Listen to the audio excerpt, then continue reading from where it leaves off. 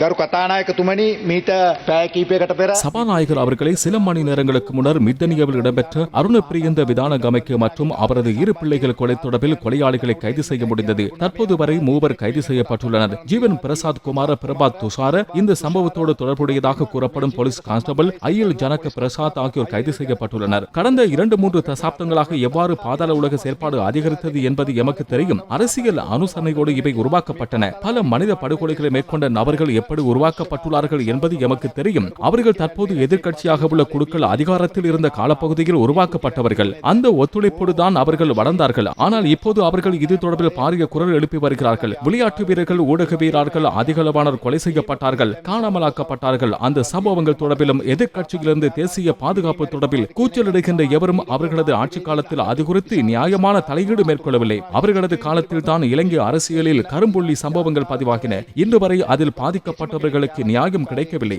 அந்த நியாயம் கிடைப்பதற்கு நாம் தலையிடுவோம் என்பதை இந்த சபையில் கூற விரும்புகின்றேன். தேசிய மக்கள் சக்தி ஆட்சிக்கு வந்ததன் பின்னர் கடந்த காலத்தில் இந்த பாதாள உலக குழுவுக்கு இருந்த அரசியல் அடைக்கலம் முழுவதுமாக நீக்கப்பட்டது. எமது எந்தவொரு நாடாளுமன்ற உறுப்பினரும் அமைச்சரும் எந்தவொரு பாதாள உலக குழு உறுப்பினர்களோடும் தொடர்புகளை பேணுவதில்லை. பாதாள உலக குழுக்கள் தொடர்பில் சுதந்திரமாக செயற்பட போலீசாருக்கு வாய்ப்பளிக்கப்பட்டது. அரசியல் மயமின்றி விசாரணை இடம்பெறுகின்றது. நீதிபதிகளின் பாதுகாப்பு போலீஸ் மா அதிபரினால் விடுவிக்கப்பட்ட சுற்று நிருபத்துக்கு அமைவாகவே முன்னெடுக்கப்படுகிறது. அதில் எந்த மாற்றமும் ஏற்படுத்தப்படவில்லை. போலீஸ் மா அதிபர் இது தொடர்பான விசாரணை அறிக்கையை அனுப்பியுள்ளார். கைது செய்யப்பட்ட சந்தேக நபர் தொடர்பான மேலதிக விசாரணையின் போது அவரது பயணப்பகுதியிலிருந்து வெளிநாட்டில் தயாரிக்கப்பட்ட பச்சை நிறமான கைக்குண்டு கைப்பற்றப்பட்டதோடு அதனை போலீசார் கைப்பற்றியுள்ளனர். அதுக்கு மேலதிகமாக NEPA 5293 KDH ரக வாகனத்தின் சாரதியாக இருந்த மில்லவ பகுதியை சேர்ந்த மகேஷ் சம்பத் பிரியதர்சன என்ற நபர் இந்த குற்றச்செயலுக்கு ஒத்துழைப்பு வழங்கிய குற்றச்சாட்டின் பேரில் கைது செய்யப்பட்டுள்ளார். அவருடைய வேன் போலீசாரினால் கைப்பற்றப்பட்டுள்ளது. துப்பாக்கிதாரியோடு இக்குற்றத்தை இழைப்பதற்காக வருகை தந்ததாக கூறப்படும் இஷாரா செப்பந்தி வீரசிங்க என்ற பெண்ணை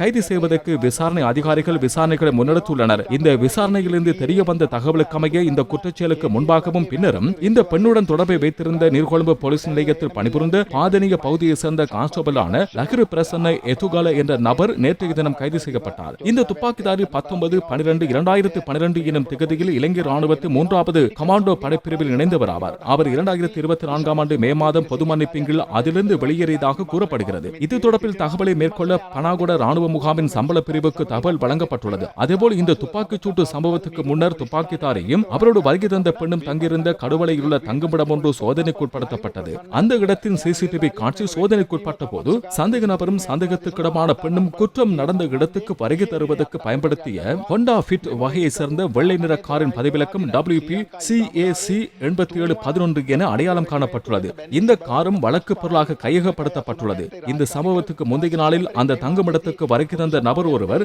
இவ்விருவருக்கும் பொதி ஒன்றை வழங்கியதாகவும் அது கொலை செய்வதற்கான துப்பாக்கி மற்றும் துப்பாக்கிதாரி அணிந்திருந்த சட்டத்தன்னைகள் ஆடையை போன்ற ஆடையாக இருக்கலாம் என சந்தேகிக்கப்படுகிறது. இது சந்தேக நபரின் வாக்குமூலத்தினூடாக உறுதிப்படுத்தப்பட்டுள்ளது. குற்றம் இடம்பெற்ற நேரத்தில் நீதிமன்ற வளாகத்தில் கடமையில் ஈடுபட்டிருந்த போலீஸ் அதிகாரிகளின் வாக்குமூலம் பெறப்பட்டுள்ளது. இது தொடர்பில் மேலும் சிலரது வாக்குமூலம் பெறப்பட உள்ளது. தற்போது சந்தேக நபர்கள் தடுப்பு காவலில் வைத்து விசாரணைக்கு உட்படுத்தப்படுகிறார்கள். பாதாள உலக செயற்பாட்டுக்காக சில அரசு நிறுவனங்களின் ஒத்துழைப்பு கிடைப்பதாக கூறப்படுகிறது. விசேடமாக போலீஸ் திணைக்களம் தொடர்பில் கிடைக்கப்பெற்றுள்ள இவ்வாறான விடயங்கள் தொடர்பில் அதற்கான அமைச்சர் என்ற வகையில் நான் அதிக கவனம் செலுத்தியுள்ளேன். எந்த விதத்திலும் இந்நாட்டின் தேசிய பாதுகாப்புக்கு பாதிப்பு ஏற்பட இடமளிக்க மாட்டேன்.